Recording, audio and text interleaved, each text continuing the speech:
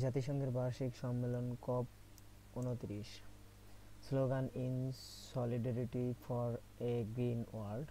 এবারের সম্মেলনটিকে অভিহিত করা হয় ক্লাইমেট ফাইন্যান্স কপ নামে। আসর 29তম, সময়কাল 11 নভেম্বর থেকে 22 নভেম্বর 2024 পর্যন্ত। অনুষ্ঠিত হয় বাকু, আজারবাইজান, ক্যাস্পিয়ান সাগর তীরবর্তী দেশ।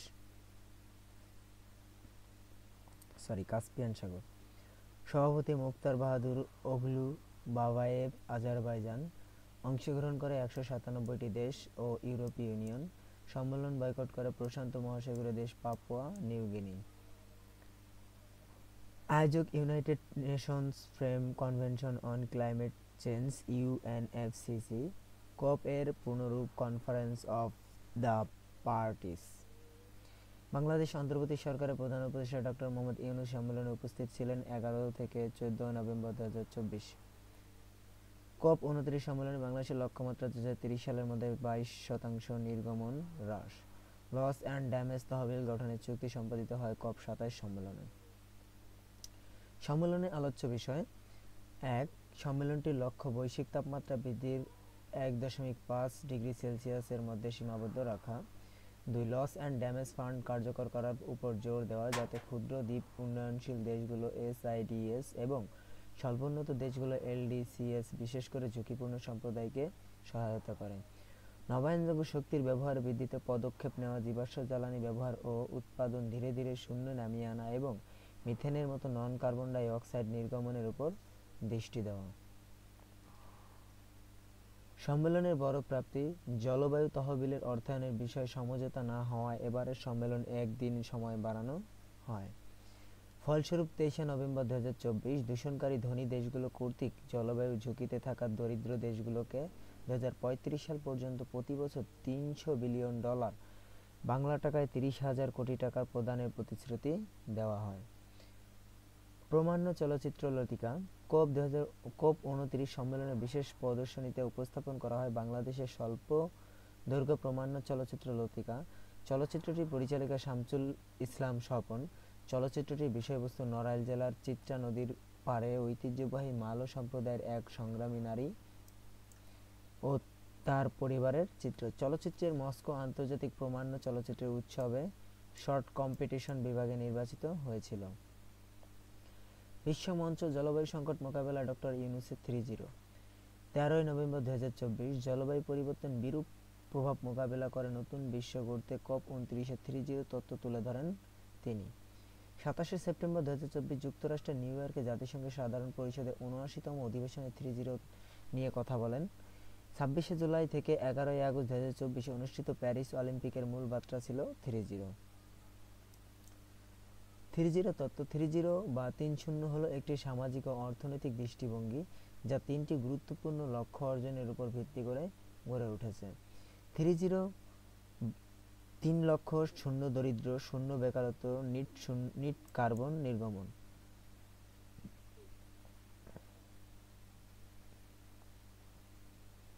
প্রথম এ তত্ত্ব দেন 28 মে 2015 বঙ্গবন্ধু জাতির জনক সম্মেলন কেন্দ্রে সামাজিক ব্যবসা দিবস উদযাপন কালে।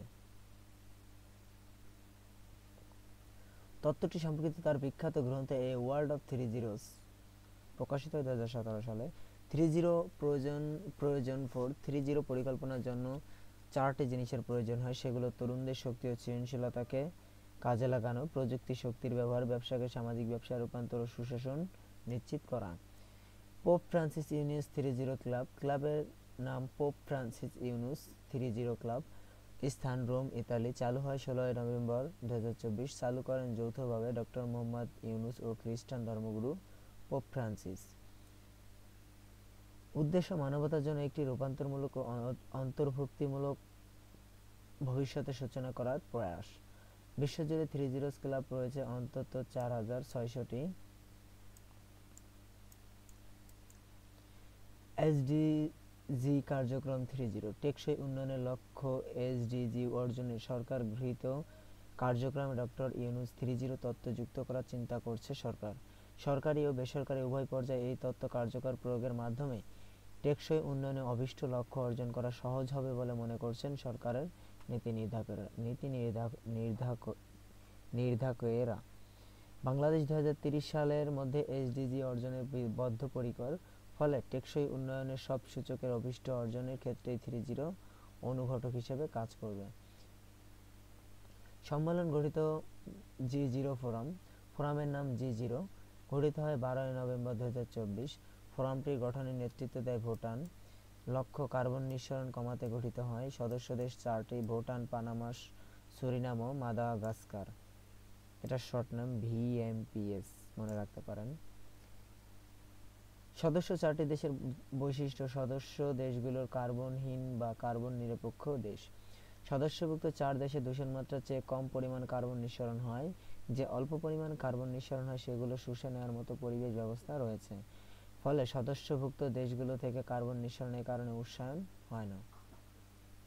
কার্বন নিরপেক্ষ দেশ: যে সকল দেশের দূষণের চেয়ে কম মাত্রার কার্বন নিঃসরণ হয় কিংবা যে সকল পরিমাণ কার্বন নিঃসরণের হয় সেগুলো শোষণের মতো পরিবেশ বজায় থাকলে সাধারণত দেশগুলো কার্বন নিরপেক্ষ দেশ হিসেবে ধরে নেওয়া হয়।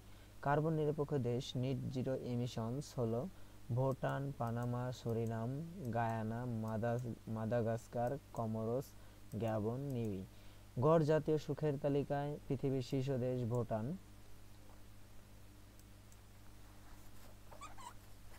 কার্বন ক্রেডিট: কার্বন ক্রেডিট মূলত এক ধরনের অনুমোদন যার মাধ্যমে কোনো প্রতিষ্ঠান বা ব্যক্তি কার্বন ডাই অক্সাইড বা অন্যান্য কোনো গ্রিনহাউস গ্যাস নিঃসরণের অধিকার পায়। এক carbon credit 1 ton carbon die অক্সাইডের সমান। কার্বন ক্রেডিট মুখ্য উদ্দেশ্য হলো কার্বনের উপর মূল্য ধার্য করে এর নিঃসরণ কমাতে উৎসাহ দেওয়া। ভবিষ্যতে কোপ সম্মেলন: প্রথম কোপ সম্মেলন অনুষ্ঠিত হয় বার্লিন, জার্মানি। সময়কাল 1995 সাল। 28তম সম্মেলন হয় দুবাই, আরব আমিরাত 2023 সালে। 29তম সম্মেলন হয় বাকু, আজারবাইজান 2024 সালে। 30তম সম্মেলন বেলেম সিটি, ব্রাজিল 10 থেকে 21 নভেম্বর 2025 সালে। 31তম অস্ট্রেলিয়া, সম্ভাব্য 2026 সাল। গ্রিনহাউস ও কার্বন নির্গমন ইস্যু: গ্রিনহাউস নির্গমনে শীর্ষ দেশ চীন, দ্বিতীয় দেশ যুক্তরাষ্ট্র। কার্বন নির্গমনে শীর্ষ দেশ চীন, দ্বিতীয় যুক্তরাষ্ট্র। মাথাপিছু গ্রিনহাউস নির্গমনে শীর্ষ দেশ পালাউ, দ্বিতীয় দেশ কাতার। মাথাপিছু কার্বন নির্গমনে শীর্ষ দেশ পালাউ, দ্বিতীয় কাতার। মানব উন্নয়ন প্রতিবেদন 2023-24 অনুযায়ী মাথাপিছু কার্বন নির্গমনের শীর্ষ দেশ কাতার, 39.9 টন। ফিলিস্তিন ইসরায়েলের সংকটের timeline: 7 October 2023 operation Al Aqsa flood. Israel Hamas পরিচালিত অভিযানের নাম ছিল অপারেশন আল আকসা ফ্লাড, কিন্তু হামাসের সামরিক শাখা আল কাসাম ব্রিগেড এই অপারেশনের নাম দেয় operation Al Aqsa storm. 8 October 2023 operation iron swords. হামাসের হামলার প্রেক্ষিতে ফিলিস্তিনের গাজায় হামাসের বিরুদ্ধে যুদ্ধ ঘোষণা করে ইসরায়েল। গাজায় পরিচালিত ইসরায়েলের এই অভিযানের নাম অপারেশন আয়রন সোর্স বা লৌহ তরবারি অভিযান। অপারেশনের অন্যতম একটি ধরন ছিল প্যারাগ্লাইডিং। 18 এপ্রিল 2024 ফিলিস্তিনের বিপক্ষে ভেটো প্রদানের মাধ্যমে ফিলিস্তিনের সদস্যদের আটকে দেয় জাতিসংঘের নিরাপত্তা পরিষদের স্থায়ী সদস্য যুক্তরাষ্ট্র।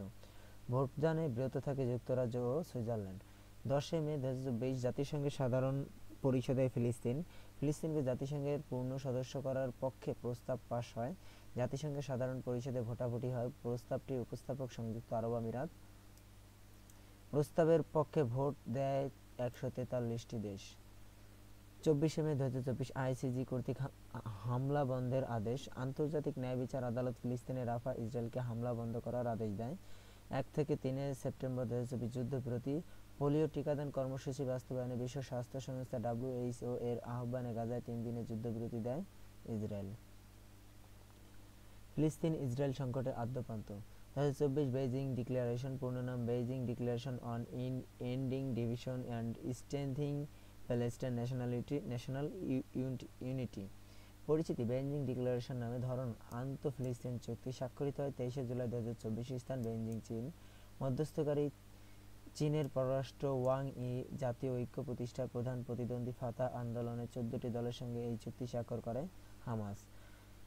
স্বাক্ষর করেন মুসা আবু মারজুক, হামাস, মাহমুদ আল আলাউল, ফাতাহ সহ 14টি ফিলিস্তিন গোষ্ঠীর প্রতিনিধিরা। ফিলিস্তিনের পক্ষে মার্কিন শিক্ষার্থীদের আন্দোলন, গাজায় যুদ্ধ বন্ধ, ইসরায়েলি প্রতিষ্ঠানের সাথে ব্যবসা সহ সব ধরনের সম্পর্ক ছিন্ন করার দাবিতে যুক্তরাষ্ট্রের নিউ ইয়র্কে কলম্বিয়া বিশ্ববিদ্যালয়ের শিক্ষার্থীরা সর্বপ্রথম বিক্ষোভ শুরু করেন 17 এপ্রিল 2024। আন্দোলন করেন ঐতিহ্যবাহী কেফায়া, পরে ফিলিস্তিনের সাদা-কালো যে স্কার্ফ পরিধান করে। স্বাধীন ফিলিস্তিনের দাবিতে স্লোগান ছিল from the river to the sea, Palestine will be free. স্লোগানের অর্থ নদী, জর্ডান নদী থেকে সাগর, ভূমধ্যসাগর পর্যন্ত, যেমন নদী থেকে সাগর পর্যন্ত ফিলিস্তিন হবে মুক্ত। যুক্তরাষ্ট্রের নিউ ইয়র্কের কলম্বিয়া বিশ্ববিদ্যালয় ক্যাম্পাসে হ্যামিল্টন হল এর নাম পরিবর্তন করে শিক্ষার্থীরা নামকরণ করেন হিন্দু হল। গাজায় ইসরায়েলি হামলায় নিহত 6 বছরের শিশু হিন্দু রজবের সম্মানে। ফিলিস্তিন বিষয়ক তথ্য বৈচিত্র্য। ওআইসি-ভুক্ত 57টি দেশের মধ্যে যে একটি মাত্র দেশ ফিলিস্তিনিকে স্বীকৃতি দেয়নি, ক্যামারুন।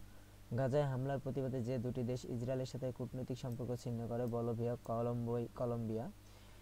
কারেম আবু সালেম, মিশর ইসরায়েলের মধ্যকার ক্রসিং সীমান্ত। জাতিসংঘের সাধারণ পরিষদে 193টি দেশের মধ্যে ফিলিস্তিনকে রাষ্ট্র হিসেবে স্বীকৃতি দিয়েছে 146টি দেশ। ইউরোপের ইউনিয়নভুক্ত 27টি দেশের মধ্যে ফিলিস্তিনকে রাষ্ট্র হিসেবে স্বীকৃতি দিয়েছে 11টি দেশ। গাজায় হামলার কারণে ইসরায়েলের সঙ্গে সব বাণিজ্য স্থগিত করেছে তুরস্ক।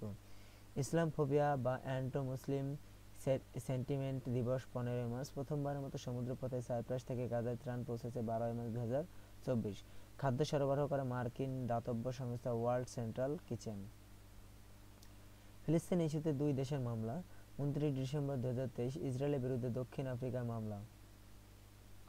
1 মার্চ 2024 জার্মানির বিরুদ্ধে নিকারাগুয়া মামলা।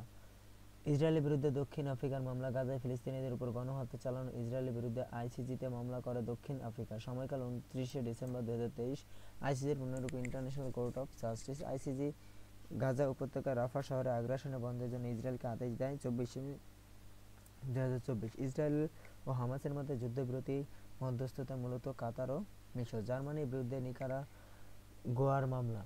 ইসরায়েল ফিলিস্তিন ইস্যুতে জার্মানির বিরুদ্ধে মামলা করে নিকারাগুয়া মধ্য আমেরিকার দেশ। সময়কাল 1 মার্চ 2024। অভিযোগ, ইসরায়েলকে রাজনৈতিক ও আর্থিক সামরিক সহায়তা প্রদান করে এবং ফিলিস্তিন শরণার্থীদের জন্য জাতিসংঘের ত্রাণ কর্মসংস্থান ইউএনআরডব্লিউএ কে অর্থ প্রদান স্থগিত করে জার্মানি গাজায় গণহত্যা সহায়তা করেছে। ইউএনআরডব্লিউএ এর পূর্ণরূপ United Nations Relief and Works Agency for Palestine Refugee in the Near East. বাইডেনের বিরুদ্ধে মামলা। গাজায় গণহত্যা ঠেকানোর ব্যর্থতার অভিযোগে বাইডেনের বিরুদ্ধে মামলা করে মানবাধিকার সংস্থা সিসিআর। মামলাটি করা হয় ক্যালিফোর্নিয়ার অঙ্গরাজ্যের আদালতে। সিসিআর এর পূর্ণরূপ কমিশনস অন সিভিল রাইটস। সংস্থাটির সদর দপ্তর নিউ ইয়র্ক, যুক্তরাষ্ট্র। সাম্প্রতিক সময়ে ফিলিস্তিনকে বিভিন্ন রাষ্ট্রের স্বীকৃতি। Barbados 19 April 2024, Jamaica 22 April 2024, Trinidad Tobago 22 মে 2024, বাহামাস 7 মে 2024, স্পেন, আয়ারল্যান্ড, নরওয়ে 28 মে 2024, স্লোভেনিয়া 4 জুন 2024, আর্মেনিয়া সর্বশেষ 146তম রাষ্ট্র হিসেবে স্বীকৃতি দেয় 21 জুন 2024। মানচিত্রের সাদা অংশটি বর্তমান ইসরায়েলের রাষ্ট্রের ম্যাপ। বিপরীতে সাদা অংশের মধ্যে ক্ষুদ্র ক্ষুদ্র কালো ছোপ অংশটুকুই বর্তমান ফিলিস্তিনি রাষ্ট্রের মানচিত্রের। আর্মেনিয়া আর সর্বশেষ ফিলিস্তিনিকে স্বীকৃতি দেওয়ার মধ্যে দিয়ে 146টি দেশ ফিলিস্তিনিকে রাষ্ট্র হিসেবে স্বীকৃতি দিয়েছে। ফিলিস্তিনি দুই অঞ্চল। গাজা উপত্যকা। গাজা উপত্যকা ইসরায়েল, মিশর ও ভূমধ্যসাগরের তীরে অবস্থিত শাসিত ফিলিস্তিনি অঞ্চল। আয়তন 365 বর্গ কিলোমিটার। জনসংখ্যা 23 লাখ। গাজা উপত্যকার গুরুত্বপূর্ণ স্থানগুলো হলো গাজা সিটি, খান ইউনুস ও রাফা।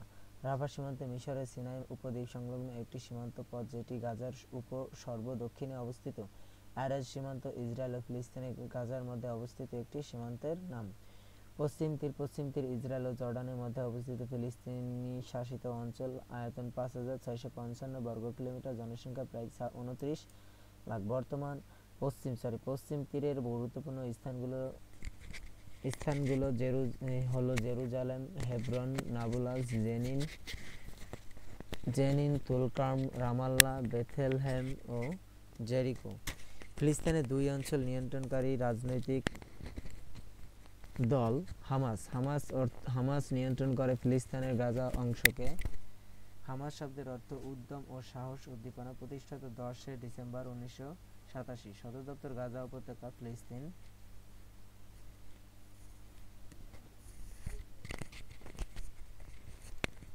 হামাস প্রতিষ্ঠাতা প্রতিষ্ঠাতা শেখ আহমেদ ইসমাইল হাসান ইয়াসিন ও আবদেল আজিজ আল রান্তিসিসি। গাজা ইসরায়েলিদের বিরুদ্ধে ফিলিস্তিনিদের প্রথম ইন্তেফাদা বা গণজাগরণ শুরু হয় 1987 সালে মিদবার এক হামাসের নিজস্বভাবে তৈরি এয়ার ডিফেন্সের system is আদ-দিন Al Kasam brigades পরিচয়। হামাসের সামরিক শাখা আজ আদ-দিন আল কাসাম ব্রিগেডসের কাজ ইসরায়েলের বিরুদ্ধে সহস্র সংগ্রাম গড়ে তোলা। পিএলও অর্থ প্যালেস্টাইন লিবারেশন অর্গানাইজেশন প্রতিষ্ঠিত হয় 1964 সালে। প্রতিষ্ঠাতা ইয়াসির আরাফাত। সদর দপ্তর রামাল্লাহ, ফিলিস্তিনে। পূর্বের সদর দপ্তর ছিল ওয়ারিংটন হাউসে। পিএলও এর বর্তমান সভাপতি মাহমুদ আব্বাস। পিএলও এর সবচেয়ে বড় রাজনৈতিক শাখা ফাতাহ নিয়ন্ত্রণ করে ফিলিস্তিনের পশ্চিম দিকে। ফাতাহ এর প্রতিষ্ঠাতা 1959 সালে। আরবি শব্দ ফাতাহ অর্থ বিজয়। ফাতাহ এর সদর দপ্তর রামাল্লাহ। ফাতাহ এর প্রতিষ্ঠাতা ইয়াসির আরাফাত। নুকবা ফোর্স 7 অক্টোবর 2023 সালে ইসরায়েলের হামাসের অভিযানের পেছনে ছিল ফিলিস্তিনিদের স্বাধীনতাকামী দলটির বিশেষ শাখা নুকবা ফোর্স। নুকবা ফোর্স সদস্যরা টানেল দিয়ে ইসরায়েলের অনুপ্রবেশ করে অতর্কিত হামলা চালায়। পুরো গাজা উপত্যকা হামাসের প্রায় 300 মাইলের সুড়ঙ্গ রয়েছে। আরবি শব্দ আল নুকবা অর্থ অভিজাত। ফোর্সটি হামাসের সামরিক শাখা ইজ আদ-দিন আল কাসেম ব্রিগেডের প্রধান যুদ্ধ ইউনিটের অংশ। আলোচনায় ফিলিস্তিন, লেবানন ও ইয়েমেনের অন্যান্য দল সংস্থা। পিএনও প্যালেস্টাইন ন্যাশনাল অথরিটি প্রতিষ্ঠিত হয় 1994 সালে। প্রশাসনিক কার্যালয় রামাল্লাহ। President Mahmoud Abbas Abu মাযেন। প্রধানমন্ত্রী মোহাম্মদ মুস্তফা। বর্তমান ফিলিস্তিন জাতীয় কর্তৃপক্ষ পিএনও নামে স্বশাসিত কর্তৃপক্ষ। নেতৃত্বে রয়েছে ফাতাহ। সংস্থাটি গঠিত হয় অসলো চুক্তির ফলস্বরূপে। ফিলিস্তিনি ইসলামী জিহাদ দলটি মুসলিম ব্রাদারহুডের একটি শাখা হিসেবে গঠিত হয়। প্রতিষ্ঠিত হয় 1981 সালে। প্রতিষ্ঠাতা আল আজিজ আওদা। বর্তমান প্রধান জিয়াদ আল নাখলা। আল কুদস ব্রিগেড পরিচয় ফিলিস্তিনি ইসলামী জিহাদের সহস্র শাখা। হামাসের পর এটি গাজার দ্বিতীয় বৃহত্তম দল। হুতি অন্য নাম আনসারুল্লাহ বা আল্লাহর সমর্থক। প্রতিষ্ঠিত 1992 সালে। প্রতিষ্ঠাতা হুসাইন আল হুতি। দেশ সানআ, ইয়েমেনে। বর্তমান প্রধান আব্দুল মালিক আল হুতি। হিজবুল্লাহ অর্থ আল্লাহর দল। প্রতিষ্ঠিত 1985 সালে। প্রতিষ্ঠাতা শেখ হাসান নাসরুল্লাহ। দেশ বৈরুত, লেবানন। বর্তমান প্রধান নাইম কাসেম। হুতি ইসরায়েল সংকট। গাজায় যুদ্ধবিরতি ও মানবিক সহায়তার দাবিতে লোহিত সাগর দিয়ে চলাচল করা বাণিজ্যিক জাহাজের উপর হামলা করে হুতি বিদ্রোহী গোষ্ঠী। এছাড়াও হুতি বিদ্রোহীরা লোহিত সাগরের তীরবর্তী ইয়েমেনের হোদেইদাহ বন্দর থেকে আকারবা সাগরের তীরে অবস্থিত ইসরায়েলকে ইলাদ বন্দরে ড্রোন হামলা করে। লোহিত সাগর তীরবর্তী দেশ ইলাদ বন্দর ও হোদাইদাহ বন্দর। লোহিত সাগর তীরবর্তী দেশগুলো হলো ইয়েমেন, সৌদি আরব, জর্ডান, ইসরায়েল, মিশর, সুদান, ইরিত্রি, জিবুতি, সোমালিয়া।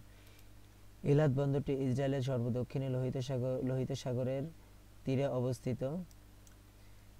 হোদাইদা হুতিদের দখলে থাকা হোদাইদা বন্দরটি লোহিত সাগরের ইয়েমেনের প্রধান বন্দর। হিজবুল্লাহ ও ইরানের সাথে ইসরায়েলের সংকট। হিজবুল্লাহ ও ইসরায়েলের সংকট। লেবানন ও সিরিয়ার বিভিন্ন স্থানে হিজবুল্লাহর ব্যবহৃত হ্যান্ডহেল্ড পেজার এবং ওয়াকি-টকি একযোগে বিস্ফোরিত হয় 17 সেপ্টেম্বর 2024। পেজার বিস্ফোরণ ঘটায় ইসরায়েল গোয়েন্দা সংস্থা মোসাদ। পেজার বা বেপার হলো পোর্টেবল কমিউনিকেশন ডিভাইস যা রেডিও ফ্রিকোয়েন্সি সিগন্যালের মাধ্যমে সংক্ষিপ্ত বার্তা সংখ্যাসূচক বা আলফানেমিউরিক গ্রহণ করে। মুঠোফোন আসার আগে পেজার ছিল যোগাযোগের আধুনিক যন্ত্র। ইসরায়েল যেন হিজবুল্লাহ সদস্যদের অবস্থান শনাক্ত করতে না পারে সেই জন্য হিজবুল্লাহ যোগাযোগ যন্ত্র হিসেবে পেজার ব্যবহার করে। বিস্ফোরিত পেজারগুলো ছিল তাইওয়ানের গোল্ড অ্যাপোলোর, কিন্তু তাইওয়ান এই কোম্পানির ডিভাইস তৈরি করেনি বলে জানিয়েছে। সংস্থাটি বলেছে এগুলো বিএসসি নামে একটি কোম্পানি তৈরি করেছে, যাদের কাছে গোল্ড অ্যাপোলোর ব্র্যান্ড ব্যবহার করার লাইসেন্স রয়েছে।